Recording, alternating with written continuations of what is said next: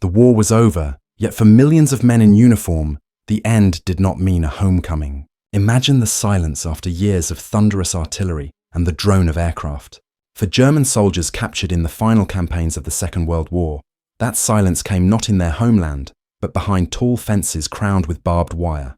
Their new reality was confinement in camps scattered across foreign soil. Defeat had stripped them of their weapons, their orders, and their sense of purpose. Now they were no longer soldiers, but prisoners, suspended in a world between war and peace. In these camps, the air carried a strange mixture of resignation and restless energy. Wooden barracks stood in neat rows, surrounded by guard towers that watched every move. The days stretched long, with little to fill the hours. Men who had once marched across Europe under banners of conquest now lined up for bread, counted tools, or simply stared through fences at lands they did not know. The transition was sharp and disorienting. For soldiers trained to act with precision and purpose, captivity meant learning to exist in a life with no clear mission.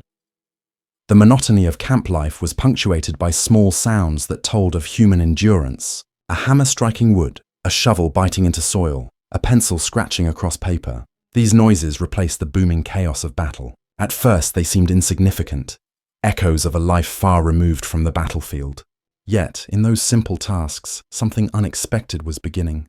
The very routines meant to pass time or provide. Structure would later prove to shape the lives of these men more profoundly than they could have imagined. It is important to picture the psychological shift that came with this environment. A soldier who had been part of a disciplined unit, surrounded by comrades, was now reduced to an anonymous number. Days were marked by roll calls, meals, and waiting. This lack of purpose could erode the spirit, but it also left space for something new. Slowly, the emptiness of captivity created a void that demanded to be filled.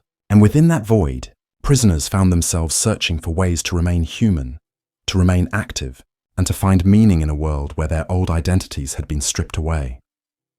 At first, many resisted this change.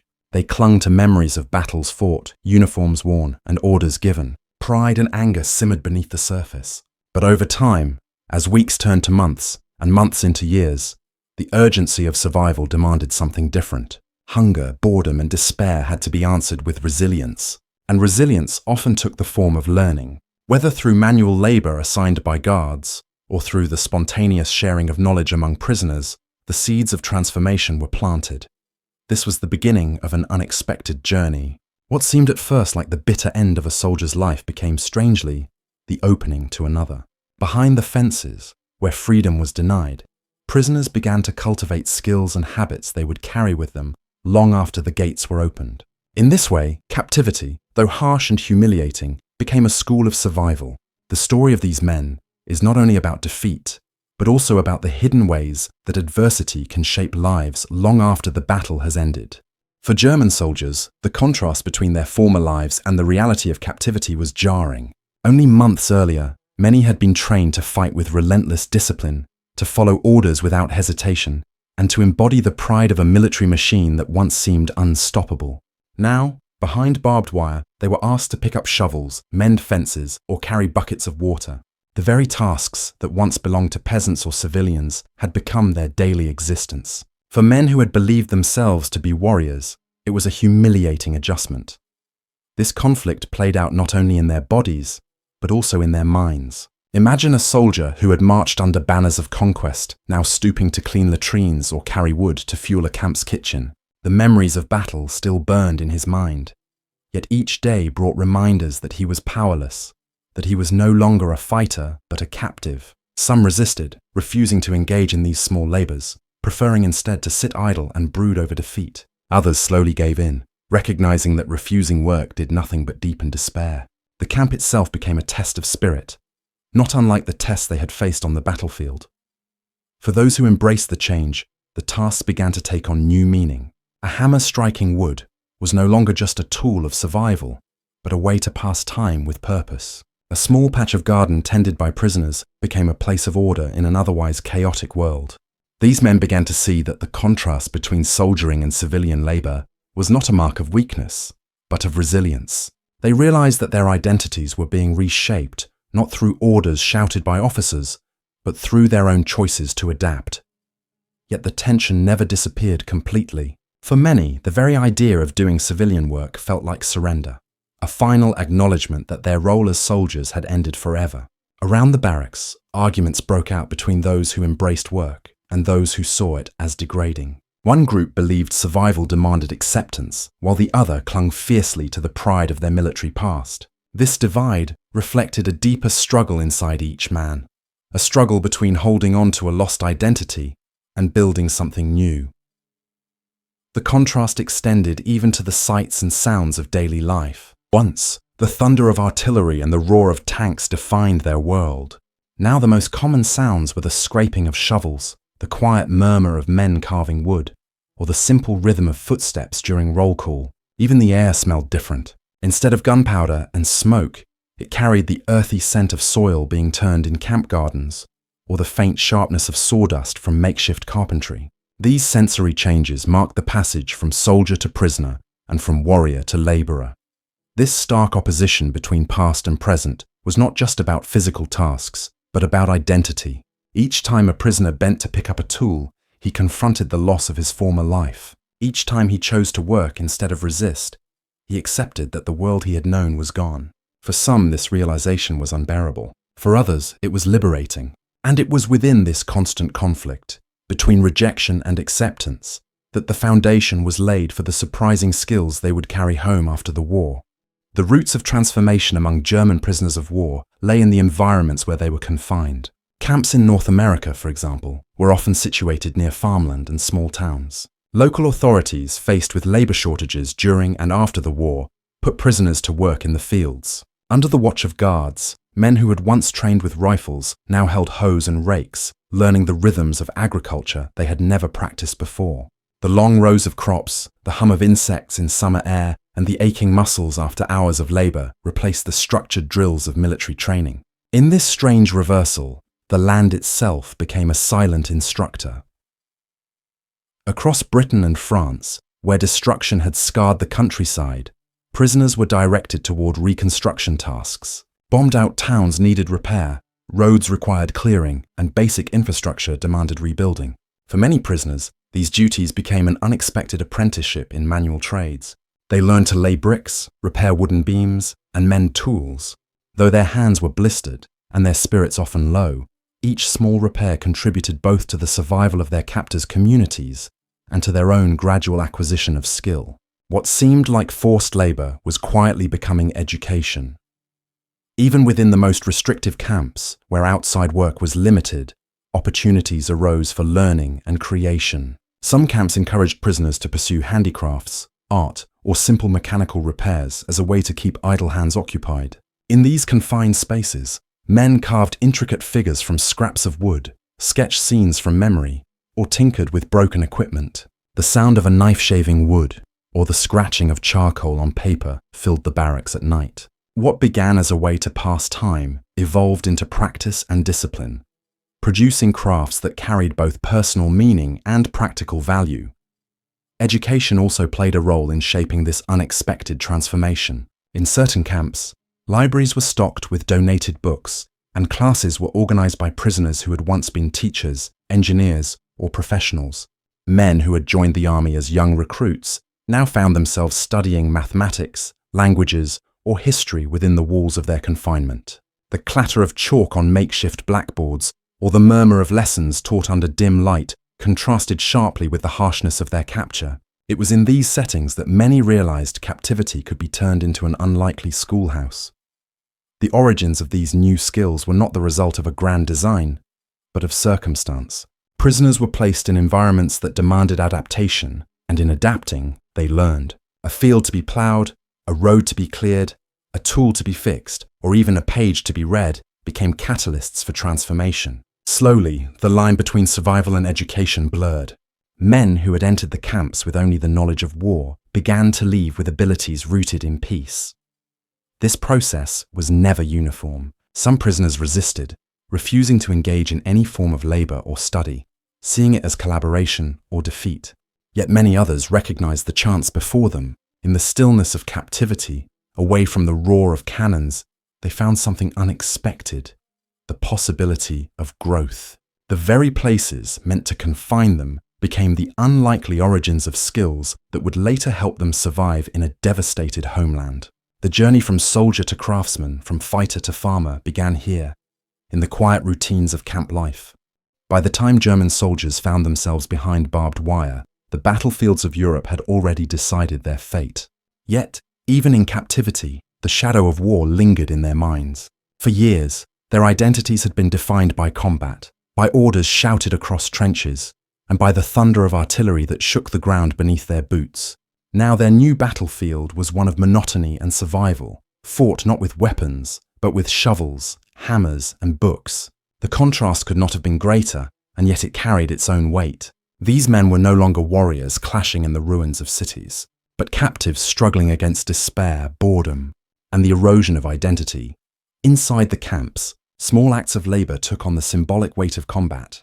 A man repairing a broken fence post worked with the same determination he once carried into battle.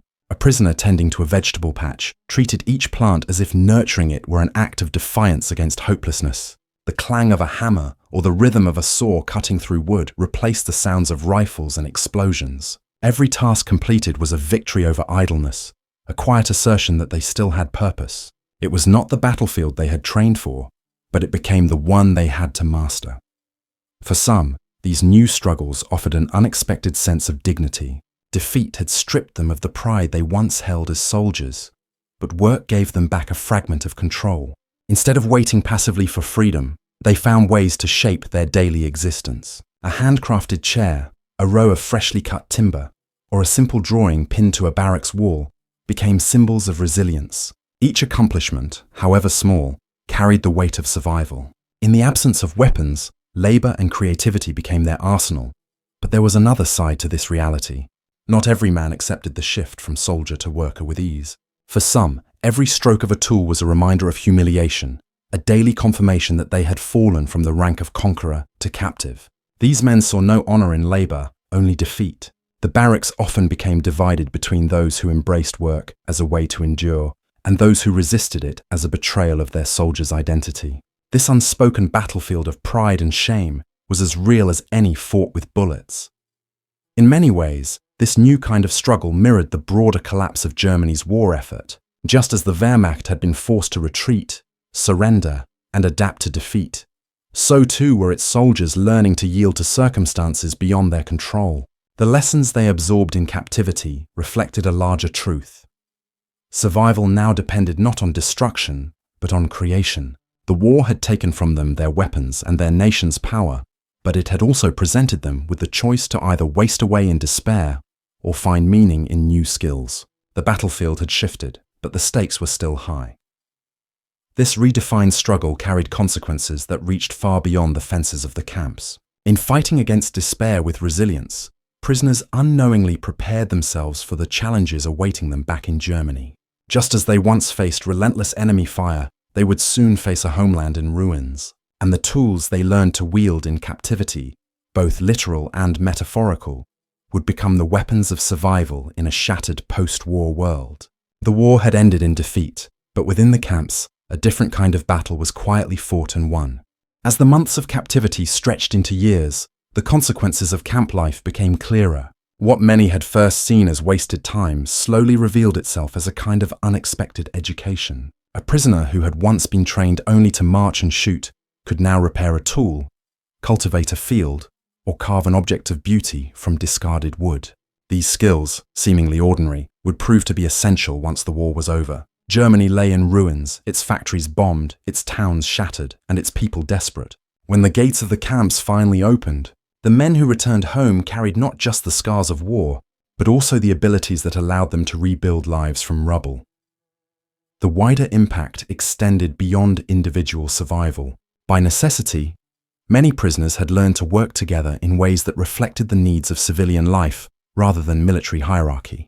A group of men once bound by strict ranks could now cooperate as equals in tending crops, repairing structures, or organizing classes. These subtle changes weakened the rigid discipline of their former army life and introduced new habits of cooperation and adaptation. The lessons absorbed within fences and watchtowers began to shape how they approached a Germany that no longer had room for soldiers but urgently needed workers and citizens. This transformation also carried a psychological dimension. Captivity forced men to confront the collapse of everything they had once believed in. No longer soldiers of a powerful Reich, they faced the stark reality of defeat and the futility of clinging to the past. Yet, by taking up tools, books, or crafts, they discovered fragments of identity that could survive beyond uniforms and military ranks. For many, this realization was painful but also liberating. They understood that their future would not be built on conquest, but on construction. It was a profound shift that mirrored the transformation of Germany itself. The communities that surrounded these camps also felt the effects of this change. Farmers in America or Britain who worked alongside German prisoners witnessed the transition firsthand. They saw young men who had once been enemies begin to labor like neighbors. While mistrust and bitterness remained, small moments of shared effort planted seeds of understanding. These encounters foreshadowed the possibility that the divisions of war could eventually give way to cooperation. The lessons of captivity reached beyond the wire, shaping not only the prisoners, but also the societies that had held them. Inside the camps, the routines of labor and learning also provided a shield against despair. By building, repairing, and creating, prisoners gave themselves purpose in an environment designed to strip them of identity. The sense of achievement they gained from these acts of endurance carried emotional weight that sustained them through long years of uncertainty. The clang of a hammer, the quiet scratch of pencil on paper, or the sight of crops growing in a field became signs of progress in a world that seemed otherwise frozen in defeat. These daily victories gave them hope that one day, outside the camps, such skills would matter even more. The wider consequences of these experiences would only become fully visible after the war. At the time, they were simply ways to survive another day, to endure another season of captivity. Yet history reveals their deeper significance. By forcing soldiers into civilian roles long before they returned home, captivity reshaped them into participants in Germany's reconstruction. What seemed like an unwanted interruption in their lives became, paradoxically, a preparation for the future. The wider consequences of captivity were not only survival in the camps, but survival in the ruins of post-war Europe. The true turning point of this story came when the camps finally began to empty. After years behind fences, men were told they could go home. The announcement often came without fanfare, sometimes delivered in the cold voice of a guard or scribbled on a notice board. Yet for the prisoners, it carried a weight greater than any battle command they had ever received. The journey back to Germany was not a triumphant march, but a return to a homeland unrecognizable from the one they had left. Their steps were slow, their belongings few, and their expectations uncertain. What awaited them was not the Germany of memory, but a nation in ruins. The first sight of home was often one of devastation. Entire neighborhoods were reduced to rubble, once familiar streets now unrecognizable beneath piles of stone and ash. Factories stood silent, their machines destroyed or looted, while families struggled to survive on meager rations. For returning prisoners, the contrast was shocking. They had endured years of captivity only to find themselves entering a homeland more broken than the camps they had left. Yet it was precisely here, in this bleak landscape, that the skills they had learned in captivity revealed their true value.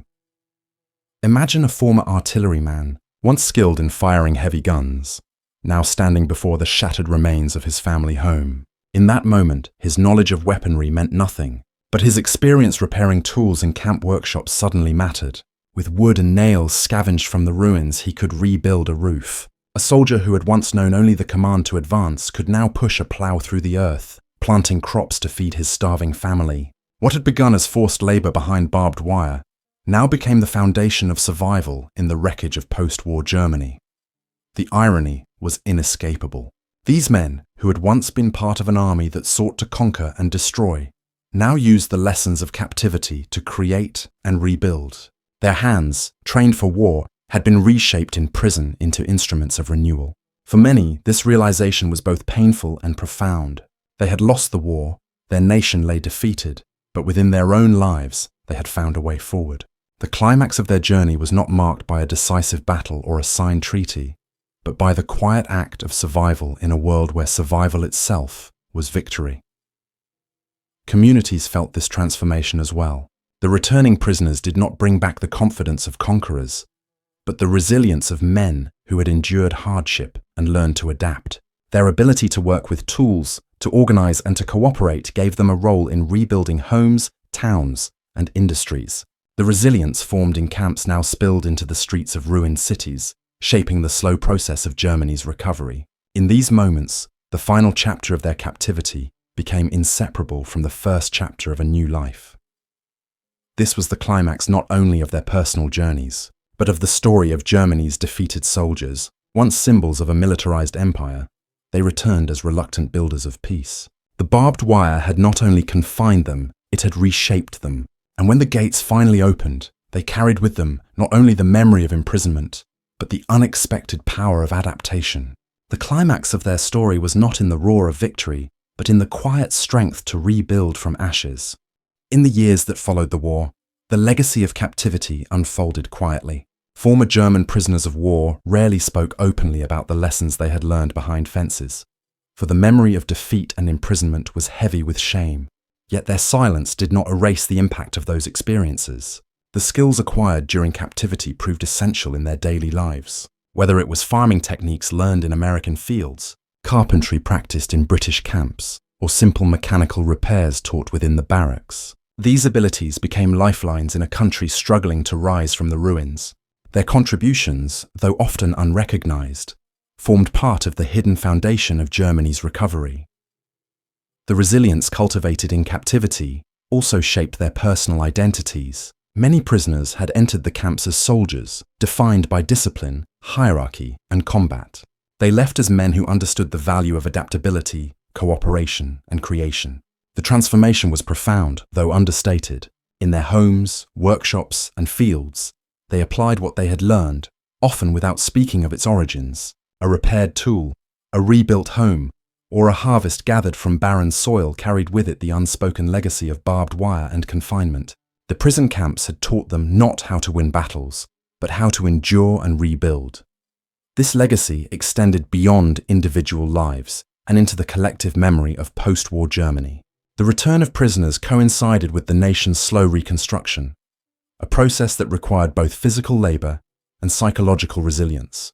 While politicians debated the future and leaders negotiated Germany's place in a divided world, ordinary men who had once been prisoners were quietly rebuilding the streets, farms, and factories that sustained everyday life. Their contributions rarely appeared in headlines or history books, but they were no less vital. The lessons of captivity had prepared them for a role their country desperately needed. The emotional weight of their experience lingered long after the physical fences had been torn down. For some, the memories of humiliation and hardship never faded, and the skills they carried home were reminders of pain. For others, however, captivity represented a strange kind of salvation. It had forced them to see life beyond war, to recognize that identity could be forged in creation rather than destruction. This duality marked their legacy, both a scar of defeat and a seed of renewal. The contradiction lay at the heart of their story, reflecting the complexity of history itself. In the broader sweep of time, the story of German POWs highlights a universal truth. Even in moments of defeat, even when stripped of freedom and dignity, human beings search for meaning. The men who once marched as soldiers found that meaning not in conquest, but in survival, in learning, and in the quiet act of rebuilding. Their journey from battlefield to prison, and from prison to home, illustrates the resilience that history often overlooks. It was not a story of victory in the traditional sense, but of endurance, adaptation, and the unexpected ways in which adversity can shape the future. As Germany rebuilt itself from the ashes, the legacy of its former prisoners became woven into the fabric of its recovery. Their skills, their resilience, and their quiet determination helped sustain families, revive communities, and lay the groundwork for a new chapter in their nation's history. The war had sought to define them as soldiers, but captivity had reshaped them into builders. In the end, their true legacy was not written in the destruction they once participated in, but in the reconstruction they carried out afterward. It was a legacy of resilience, a reminder that even in the darkest chapters of history, renewal is possible.